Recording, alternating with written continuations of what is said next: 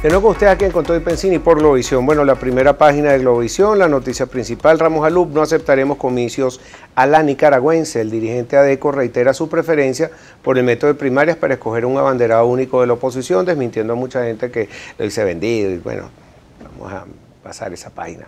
Y el gobierno y la MUT acordaron misión de observación electoral internacional, según Jorge Rodríguez. Tenemos un experto, Juan Manuel Rafali, asesor legal de este proceso de negociación tan importante. ¿En qué estado está ese proceso de negociación? ¿Vuelven los asesores legales? Y una pregunta personal, porque lo preguntan en Twitter acá ratico, porque si ustedes les regalaron dólares a 10, que quién les paga eso, y los están, bueno, descalificando. Sí. Esa es la del deporte nacional ahorita. Mira, yo por lo que respecta a los asesores, gente que tú conoces muy bien, como Jorge Roy, como Colette Capriles, como León Arizmendi. Como muy buenos amigos. Caramba, me disculpan si se me escapan algunos nombres, un equipo fabuloso de quienes hemos aprendido mucho. Yo te puedo dar fe que nosotros mismos hemos tenido que correr con muchos costos de nuestro propio patrimonio para poder estar allá, porque no hay dinero para eso. Por más de que el gobierno dominicano haya sido un facilitador de algunas cosas, mira, no hay ninguna bonanza para financiar este tipo de cosas, así que hemos tenido que salir para adelante, aparte de las horas hombres que uno termina invirtiendo y aparte del costo en tiempo de trabajo con las cosas tan duras que están, que uno termina, pero bueno, uno entiende que es parte del momento, hay gente que le encanta decir esas cosas además sin ninguna base, pero yendo a lo que realmente importa, mira, todavía se sigue haciendo como una especie se sigue teniendo una especie de esperanza de que en el último momento algo pase y el gobierno vuelva en sí y acepte unas condiciones que sean suficientes para que haya un verdadero proceso electoral. Pero en este momento, viaje o no los negociadores a República Dominicana, que es lo que en este momento me entiendo que está planteado, yo veo, como te digo, muy difícil si el gobierno no se mueve de su actitud actual, que eso pueda llevarse a feliz término. Lamentablemente, porque realmente es una tragedia. Lo lógico era que esa instancia de alto nivel pudiera generar un acuerdo político para un momento de penuria como el que vive el pueblo de Venezuela. Un país que agoniza y que el gobierno no tiene en este momento una visión de estadistas y la oposición clama por un proceso electoral limpio. Claro. y no se dan las condiciones para tragedia de nosotros mismos. Claro, pero tengo entendido que para el gobierno lo que más le preocupa en verdad son las sanciones personales, las sanciones hacia Venezuela, pero no ceden, parece, en el tema electoral, que se tengan 2 rectores y 3, que es pedir un rector más para la oposición y cambiar también algunas de las reglas del juego con el CNE como han venido sucediendo. Dime tú cuáles son los puntos que están trancados. Son muchos puntos, como te digo, y el problema es que cuando tú más o menos crees que has avanzado, te ponen una frontera temporal tan corta como concretas unas garantías que te están ofreciendo. Además, siempre hay que tener un mecanismo de verificación vigoroso para que constate que cualquier acuerdo realmente se cumpla. Ahora, fíjate que esto está... ¿Pidieron la vigilancia de cualquier observación internacional aceptar o menos de la ONU? No, realmente la ONU no. Yo creo que más bien los problemas los veo del lado de la OEA, porque hay ahí una especie de irritación del gobierno con el secretario general, pero no, eso la verdad es que hasta donde yo seguí el proceso y fui parte del activo, no estaba planteado. Ahora, fíjate, Pedro, una de las cosas muy importantes es que esa frontera temporal corta que ellos ponen en abril, te dice cómo está viendo el gobierno el futuro. Si tú quieres ir a una elección en 90 días, es porque el gobierno sabe que después de abril, lo que va a ocurrir en el país y está ocurriendo día a día es un agravamiento de la crisis. Caramba, entonces en lugar de jugar esta especie de posición adelantada, en lugar de salir corriendo a hacer una elección que en el fondo no lo sería si la oposición no participa, ¿por qué cuesta tanto ser demócratas de verdad? ¿O es que eres demócrata nada más cuando eres mayoría?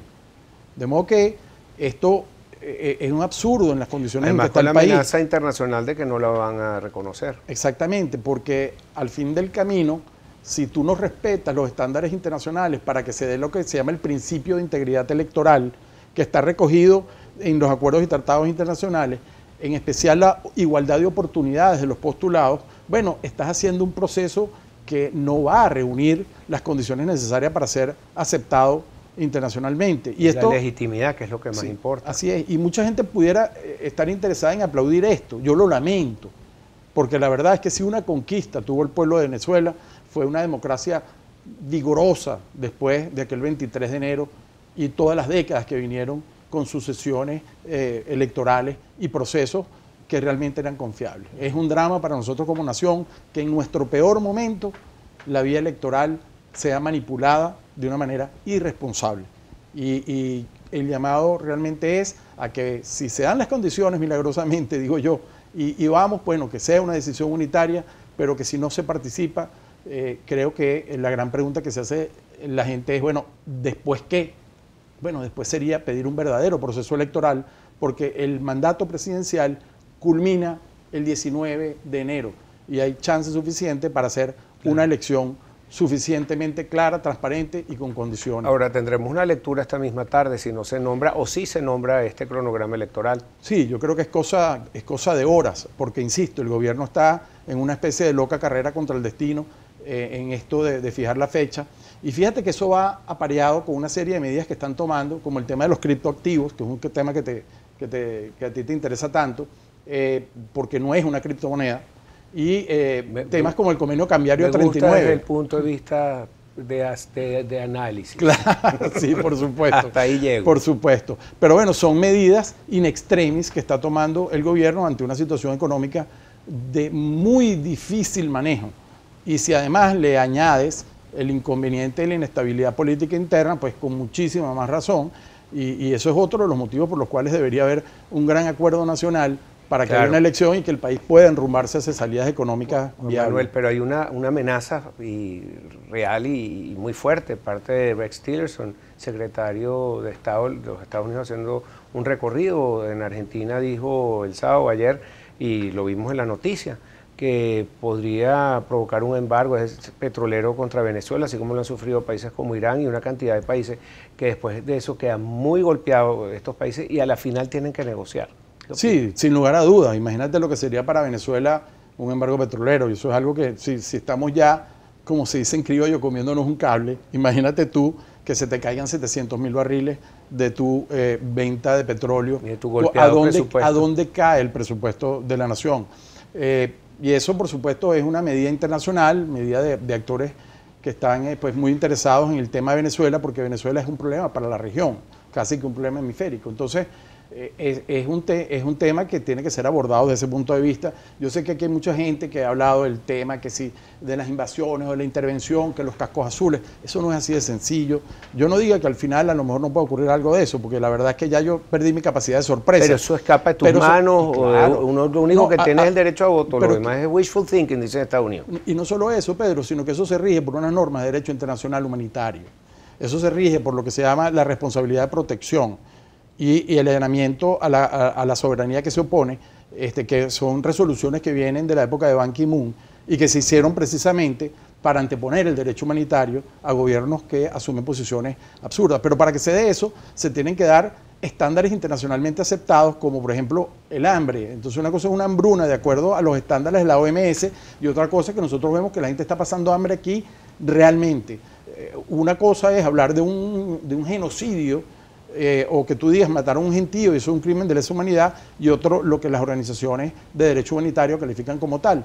Entonces, yo más que eso, lo que sí sigo viendo es que ante esta imposibilidad del gobierno de razonar que es necesario un proceso electoral verdadero, bueno, si siguen por el camino de esta actitud, ellos mismos son los que están dándole otra vuelta a la tuerca de las sanciones, porque quien puede liberar las sanciones que hay sobre Venezuela es el propio gobierno con su actitud, no es ni siquiera la oposición. Es así, la oposición no tiene la capacidad de poner o quitar sanciones. Una pregunta con los partidos políticos, lo que está pasando con Primero Justicia, que no los dejaron terminar de revalidar su partido, y cómo estás tú negociando si no estás ayudando que por lo menos entren todos en el proceso. Sí, por eso digo, esto es un proceso donde además tu contraparte te dice, mira, el árbitro en el partido de fútbol es mi primo, tu delantero lo vas a poner de arquero, el arquero lo vas a poner en el medio campo y vas a sacar a tu estrella a jugar banco y vas a sacar del banco a alguien que yo diga. Y tú vas a tener tres jugadores. Por supuesto. Ahora,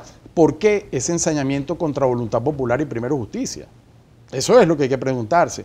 ¿Por qué esa tarjeta de la Unidad Democrática, con todas las críticas que se le puedan hacer a la MUD, fue inhabilitada? Precisamente porque ha sido la más votada. Pero es que eso es la democracia, señores del gobierno. Yo sé que mucha gente me dirá ingenuo o tonto, porque estos son así, no van a salir por el voto y todas esas cosas que uno le dicen todos los días. Sí, pero mientras más antidemocráticamente se asuma este tema electoral, con más razón hay que decirlo, claro, y hay que exigirlo. Claro. Mientras más se vulnere la Constitución, más hay que hablar de ella. De eso precisamente se trata. Yo aspiro, ojalá, y me equivoque, pero que en efecto se produzca una decisión unitaria, sea para participar o no, pero que el país entero se reúne en torno a eso. Y lo que vendría después, Pedro, y esto es muy importante, si la decisión de los actores políticos de la unidad es no participar, es enarbolar, insisto, la bandera de una elección verdadera, que todo el país se concite, se una, se fragüe en torno a esa exigencia, que es un derecho fundamental que tenemos los venezolanos y que bueno, nos hemos ganado a través de muchísimas batallas contra dictaduras, contra gobiernos totalitarios y con muchísimo sufrimiento para nuestro pueblo. Excelente, Juan Manuel, muchísimas gracias por estar con nosotros y gracias a ti, por ese esfuerzo que haces por el país, así la gente a veces no lo valore, sino piensan que todo el mundo está jugando por detrás, así que felicito a todo el mundo que está asesorando, tratando, y además que en una mesa de negociación de lado y lado, los felicito, siéntense, hablen todo el tiempo, logren negociaciones por la democracia venezolana. Juan Manuel Rafael, y ya regresamos con Chugo Torrealba, periodista, @Chugo Torrealba, aquí en Globovisión.